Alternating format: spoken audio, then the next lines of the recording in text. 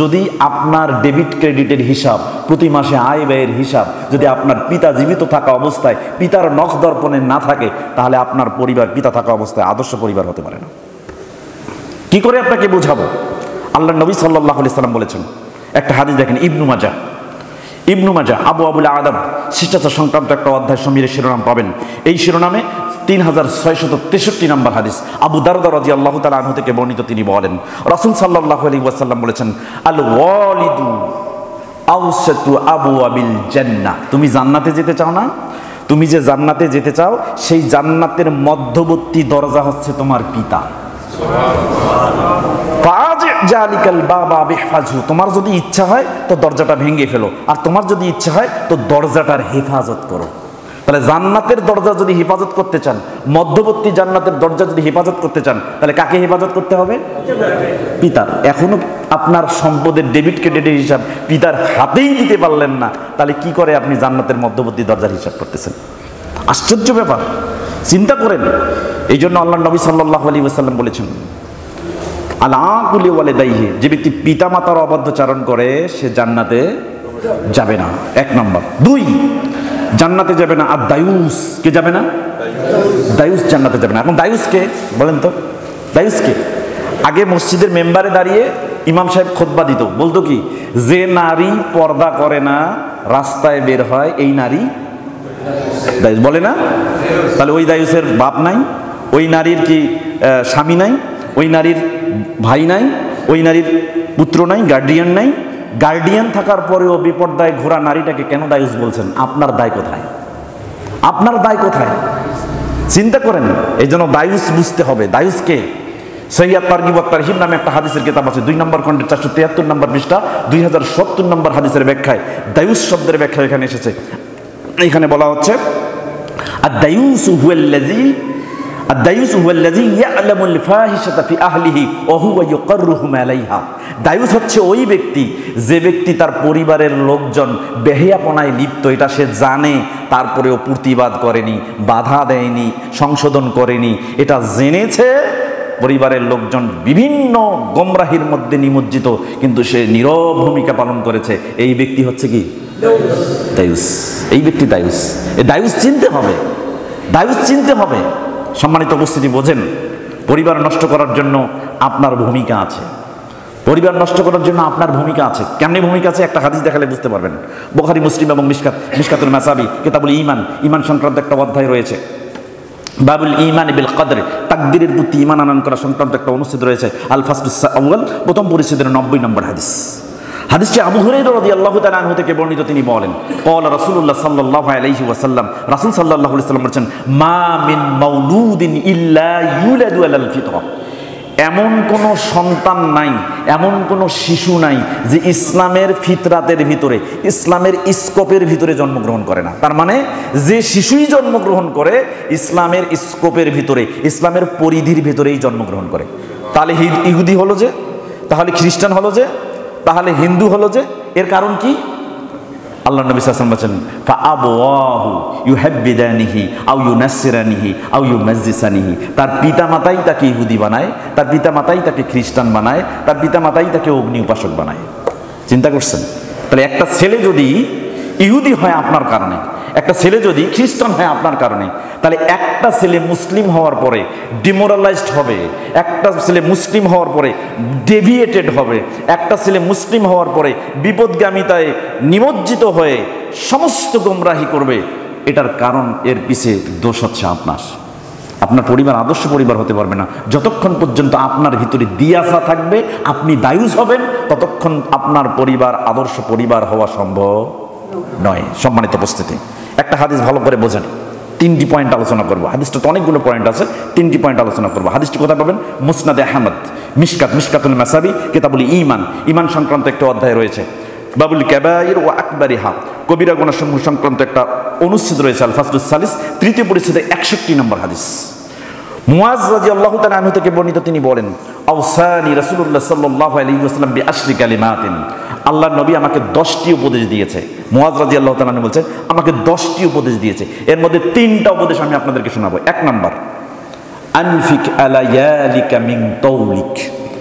আপনি ইনকাম করেন, যেই ইনকাম করেন না কেন, যত ইনকাম করেন না কেন, সমস্ত ইনকাম আপনি আপনার পরিবারের জন্য ব্যয় করবেন।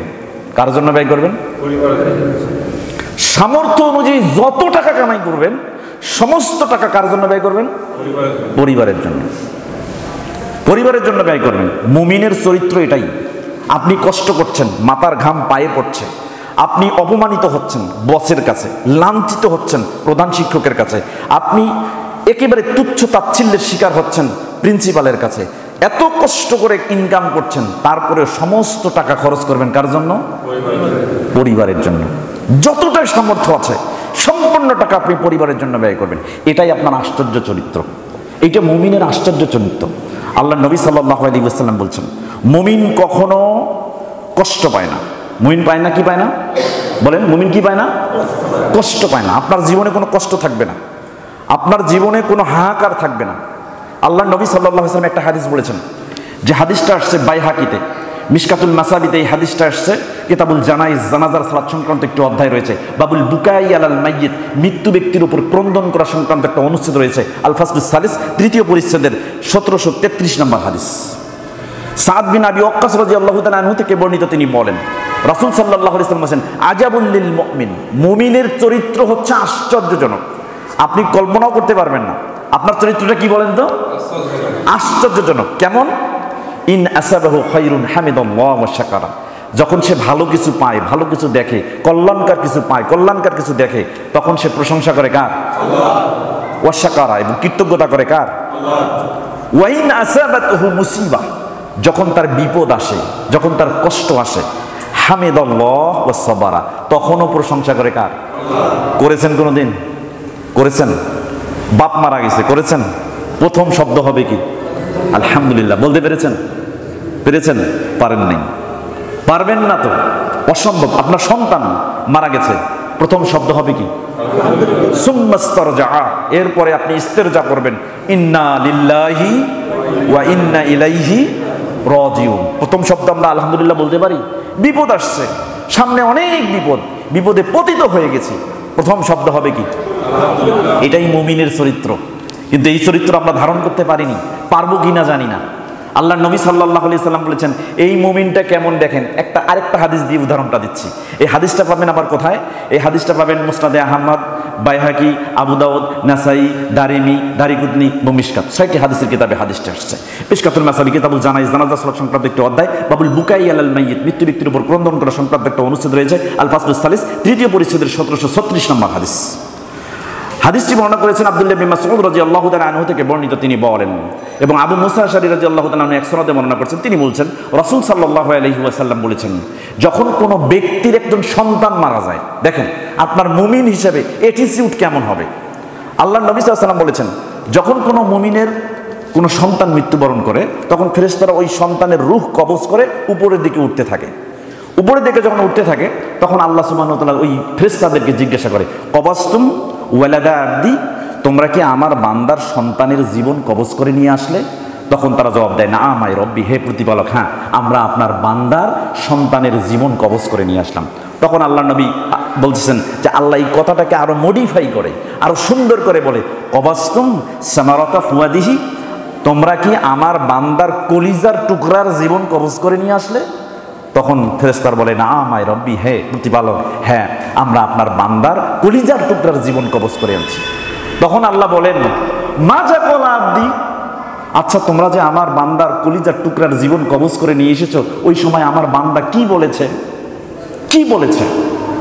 তখন ফেরেশতারা বলে, হামিদাকা ওয়াস্তারজা, প্রতিপালক তারা আপনার প্রশংসা করে বলেছে আলহামদুলিল্লাহ, সুম্মাস্তারজা, এরপর ইস্তিরজা করে বলেছে ইন্না লিল্লাহি ওয়া ইন্না ইলাইহি রাজিউন। আল্লাহ এত খুশি হন, এত খুশি হন, এত খুশি হন, আল্লাহ তখন অর্ডার দিয়ে চিৎকার করে বলে, যাও যাও, ইবনু লিআবদি বাইতান ফিল জান্নাহ, আমার ওই বান্দার জন্য জান্নাতে একটা বাড়ি বানায় দাও। সুবহানাল্লাহ।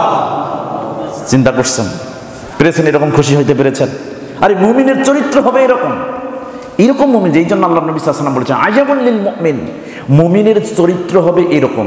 এইরকম চরিত্র নিয়ে কষ্ট করে ইনকাম করে খরচ করবেন কার পিছনে? কার পেছনে? আল্লাহ নবী বলেছেন ফাল মুমিন ইউজারু ফি কুল্লি আমরিহি, এই মুমিনটার প্রত্যেকটা কাজে আল্লাহ তার আমলের বিনিময়ে সওয়াব লিপিবদ্ধ করে দেন। এমনকি বলছে হাত্তা ফিল লুকমাতি ইয়ারফাহুহা ইলা ফি ইমরাআতিহি, এমনকি এই মুমিনটা ইনকাম করে কষ্ট করে টাকা দিয়ে চাল কিনে নিয়ে তার স্ত্রীকে দিল, স্ত্রীকে দেওয়ার পরে তার স্ত্রী রান্না করে যখন তার প্লেটে ভাত নিয়ে